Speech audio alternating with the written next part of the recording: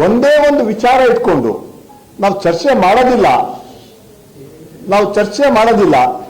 ನಮ್ದು ಒಂದೇ ಹೋರಾಟ.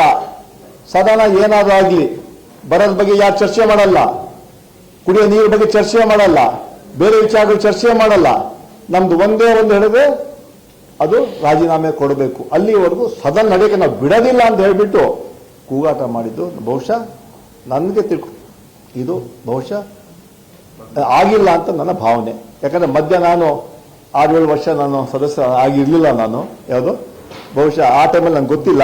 ಆದರೆ ನಾನು ನನ್ನ ಟೈಮಲ್ಲಿ ಯಾವತ್ತೂ ಕೂಡ ನಾವುಗಳು ಹೋರಾಟಗಳು ಮಾಡಿದ್ದೀವಿ, ನಾವು ಅಹೋರಾತ್ರಿ ಧರಣ ಮಾಡಿದ್ದೀವಿ, ಅದೆಲ್ಲ ಮಾಡಿದ್ವಿ. ಆದರೆ ನನಗೆ ಇರೋಂಥ ಮಾಹಿತಿ ಪ್ರಕಾರ ಮಧ್ಯ ಒಂದು 6-7 ವರ್ಷ ಗ್ಯಾಪ್ ಇತ್ತು. ನನಗೆ ಆ ಟೈಮಲ್ಲಿ ಗೊತ್ತಿಲ್ಲ, ಈ ಥರ ಆಗಿಲ್ಲ. ಒಂದು ದೊಡ್ಡ ಹಠ, ಮೊಂಡುತನ, ಆಗ್ಲೇಬೇಕು, ರಾಜೀನಾಮೆ ಕೊಡಲೇಬೇಕು. ಯಾಕೆ ಕೊಡಬೇಕು ಅಂತ ಸರ್ಕಾರ ಕೇಳ್ತಾ ಇದ್ರೆ ಕೊಡಲೇಬೇಕು.